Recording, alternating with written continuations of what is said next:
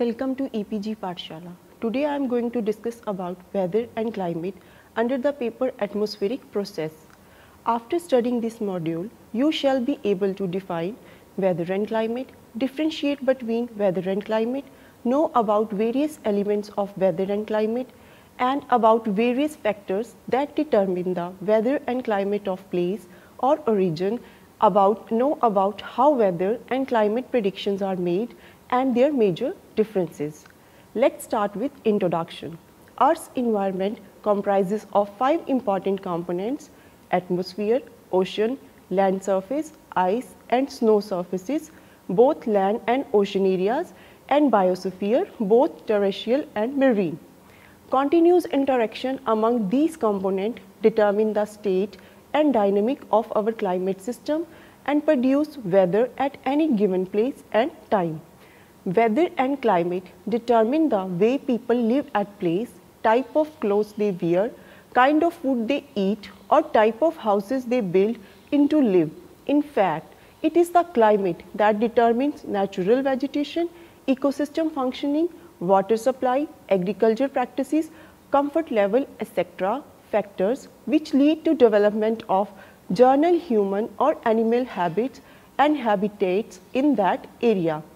Now, we will discuss the definition of weather and climate. Weather is the day-to-day physical condition or state of atmosphere like hot, cold, wet, dry, calm, windy, sunny, cloudy at a given time and place, and its short-term variation in minutes to week. Whereas climate is the average weather pattern of a place over a long time period, often 30 years or more.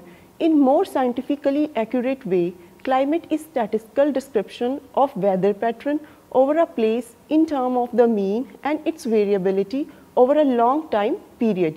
Now we will discuss the difference between weather and climate.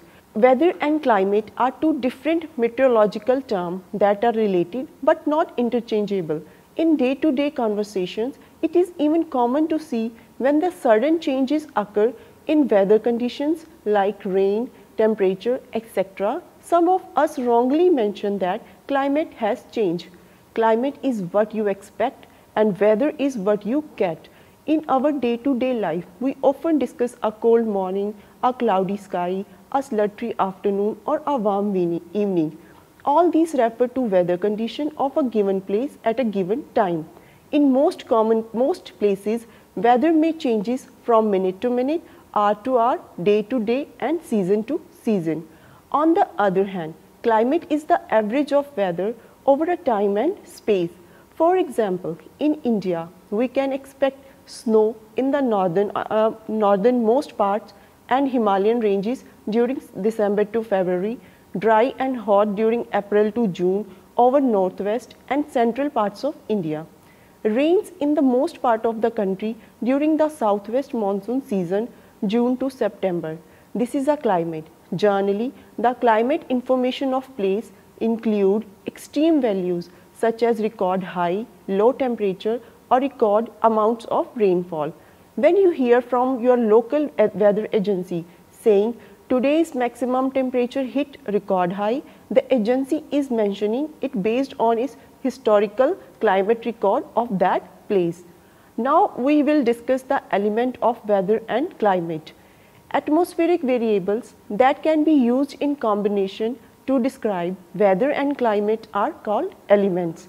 These variables are temperature, humidity, precipitation, visibility, atmospheric pressure and wind. These atmospheric variables vary from one place to another with the height and with the time. First of all, we will discuss temperature. The temperature refers to the measure of degree of warmth or coldness of the atmospheric air at a given place and level with respect to some standard values. At the surface, the air temperature is measured by thermometer in Celsius Kelvin. It is governed by many factors including incoming solar radiation, humidity and altitude. Second is humidity. The amount of water vapor in atmosphere is called humidity. The main source of water vapor in a lower atmosphere are evaporation from the Earth's surface and transpiration by plants. In the stratosphere, the breakdown of methane by sunlight is another source. The main sink is precipitation. Meteorologists have defined several different measures of humidity. These can be divided into two categories: those that describe the actual amount or concentration of water vapor in the air, and those that relate the actual amount to the potential amount that the air could hold if it were saturated with respect to water vapor. Air is saturated when it holds the maximum possible amount of water vapor. At that point, the rate at which water molecules enter the air by evaporation exactly balance the rate at which they leave by condensation. A device to measure relative humidity is called hygrometer.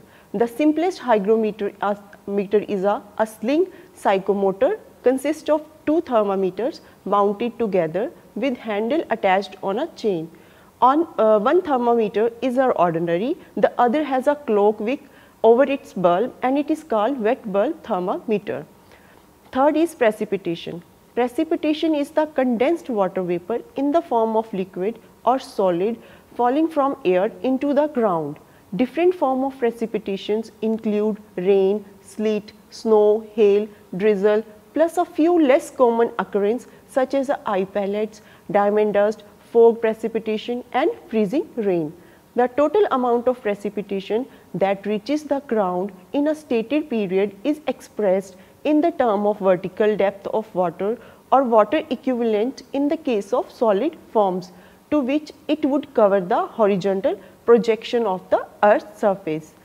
Snowfall is also expressed by the depth of fresh, newly fallen snow covering and even horizontal surface. Precipitation gauge or rain gauge, if only liquid precipitation can be measured, are the most common instrument used to measure precipitation. Fourth is visibility.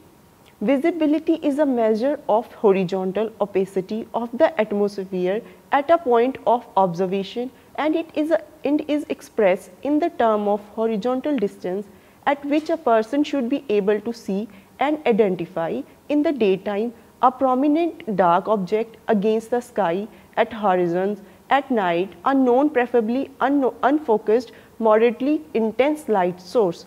Visibility affects all forms of traffic, roads, sailing and aviation. Visibility can be reduced by fog, pollution, snow or even sand blown up by the wind. Visibility degradation is caused by the absorption and scattering of light by particles and gases in the atmosphere.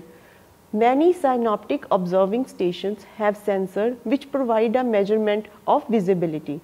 Visibility sensor measure the meteorological optical range, which is defined as the length of atmosphere over which a beam of light travel before its luminous flux is reduced to 5% of its original value. Fifth is atmospheric pressure. The force per unit area exerted against surface by the weight of air above that surface is called atmospheric pressure. Atmospheric pressure is a measure using a metric unit called a millibar or hectopascal, and the average pressure at sea level is 1013.25 millibars. Pressure decreases exponentially with the altitude. If P0 is the pressure at the surface and Pz is the pressure at altitude, Z is the fraction of total atmospheric weight located above altitude, Z is Pz upon P0. The instrument used for measuring the atmospheric pressure is a barometer. The most commonly used barometer is a mercury barometer. A mercury barometer consists of thick-walled glass tube filled with mercury. After removing air bubble is closed at one end and its open end is inverted into container of mercury. The column of mercury in the tube is supported by atmospheric pressure and its height depends upon the magnitude of atmospheric pressure. The mean sea level pressure or atmospheric pressure at sea level is the atmospheric pressure normally given in weather reports.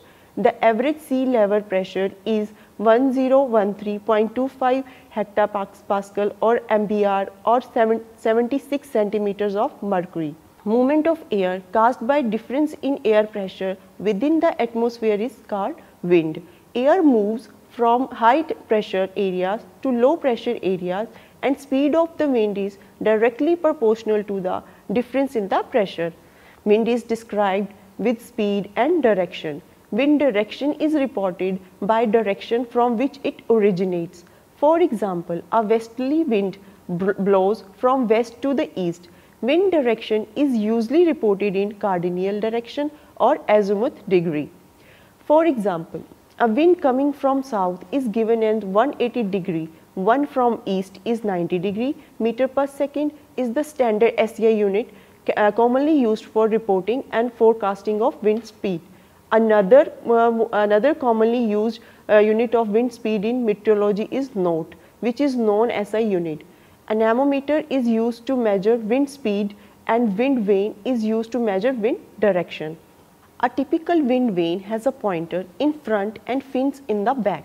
When the wind is blowing, the wind vane points into the wind. For example, in north wind, the wind vane points northward. A cup anemometer is a common tool to measure wind speed. The cups catch the wind and produce pressure difference inside and outside the cup. The pressure difference along with the force of wind cause the cups to rotate. Electric switches measure the speed of rotation, which is proportional to the wind speed. Now we will discuss climate controls. There are several natural factors that determine the climate of place. These are called climate controls. Some of the most important natural factors are listed and discussed below. First is latitudinal variation in the solar radiation. Solar illumination at the earth varies in space and time. The annual amount of incoming solar energy varies considerably from tropical to polar latitudes. There is also considerable seasonal variation at the middle and high latitudes. Polar region receives solar radiation at lower angles and after passing through a thicker layer of atmosphere than at the equator. As a result, the climate is cooler in the poles than the equator. The poles also experience the greatest difference between summer and winter day lengths. In the summer, there is a period when the sun does not set at all at the poles. Conversely, the poles also experience a period of total darkness during winter. In contrast, day length varies little at the equator. Second is the elevation or altitude. In the troposphere, the atmospheric air temperature normally decreases with the altitude. As a result, high altitude regions experience cooler climate than adjacent lowlands. In regions where high mountain chain lie in the path of prevailing winds, the transfer of warm or cold air masses get blocked. In addition, the upward movement of air in the windward side and downward movement of the air in leeward side may cause increased or decreased precipitation in windward leeward side. For example, Western Ghat runs parallel to the western coast of the Indian Peninsula block southwest monsoon wind from reaching the Deccan plateau, resulting larger amount of rainfall, wet climate in the windward side and relatively drier climate in the Deccan plateau situated in the leeward side of the mountain range. Third is distance from the sea. As oceans store heat, it can moderate climate of coastal area. Coastal areas may enjoy refreshing breeze in summer. When cooler ocean area moves ashore, coastal areas are cooler and wetter than inland areas. Clouds from when warmer air from inland areas meets cool air from the sea. The interior part of the continent experience large range of temperature. For example, in a summer, the northwest India and central India experience very hot and dry climate as the moisture from sea evaporates before it reaches the interior parts. Fourth is pressure and wind systems. The differential heating between high and low altitudes, land and ocean, snow covered and bare land lead to difference in the atmospheric pressure. The pressure pattern drive wind pattern, which in turn drive the oceanic circulation patterns. The pressure and circulation pattern has significant impact on precipitation and atmospheric temperature patterns. For example, the southwest monsoon circulation over India is caused by differential heating between large Asiatic landmass and Indian Ocean south of it. Flow of moist air mass from the ocean to the warmland region result in rising of moist air, formation of cloud and precipitation. During the southwest monsoon season, Indian subcontinent experience a wet climate. Fifth is the oceanic currents. Ocean currents are caused by earth rotation, surface winds and the Coriolis force. The trade winds forces warm water near the equator flow from east to west. The Coriolis effect causes water to deflect it northward away from the equator and set up a rotational cycle in the oceans, making current flow clockwise in the northern hemisphere and counterclockwise in the southern hemisphere. When the current reaches the poles, the water cools and sinks. As a result, the temperature warm or cold of these currents affect the climate of surrounding areas. Ocean currents induced by global scale wind system can also increase or reduce temperature of the place. Sixth is a local feature. Various local features such as slope of the land, exposure conditions and the characteristics of vegetation and soil impact the climate of the place. In northern hemisphere, south facing slope receive more direct sunlight and have warmer climate than those with the northern exposure, which not only face away from the sun but also more open to cold northerly winds. Areas with sandy, loosely packed soil because of their low heat conductivity are inclined to experience more frosts than do areas with hard packed soil. Valleys normally have more frequent and severe frosts than the adjacent slopes. The amount of sunlight that is absorbed or reflected by surface determines how much atmospheric heating occurs. As a result, darker areas such as heavily vegetated regions tend to be good absorber, whereas lighter areas such as snow and ice covered regions tend to be good reflector. The ocean absorbs and loses heat more slowly than land, as a specific heat capacity of ocean is higher than that of the land. Ocean water gradually release heat into the atmosphere, which then distribute heat around the globe. And the last one is human activities. Earlier, impact of human activities on climate was negligible. Recently, this impact has become significant due to increased population and industrial activities. In the recent several decades, temperature has been rising steadily throughout the world. However, it is not yet clear how much of this global warming is due to natural causes and how much is due to human activities, such as the burning of fossil fuels and the clearing of forests. Due to global warming, increase in the extreme weather and climate events like heat, cold waves, heavy rainfall, droughts and flood, cyclonic system, etc. have been reported from many parts of the globe. At present, weather predictions are prepared using complex mathematical formula. In this figure, the map shows a 24-hour rainfall forecast over Indian region using India Meteorological Department Global Forecast System model prepared on 10th October 2016. These models use initial atmospheric conditions such as air pressure, temperature, humidity, winds, precipitation rate, etc. to produce the best estimate of the future condition in the atmosphere. The initial atmospheric conditions are obtained from real-time observation taken and transmitted using the global observational network set up by the countries around the world through an international arrangement. The observation network includes surface meteorological stations, balloon measurements, shipboard measurements and satellite and radar measurements. Once the model output are generated, weather forecasting involves interrupting the model outputs to figure out the most likely scenario. The accuracy of weather forecast depends upon the accuracy of the observed data that are used for running the models.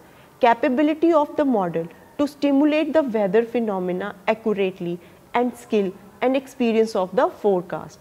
The accuracy in the estimate of initial condition specified to computer model decide the accuracy of weather prediction.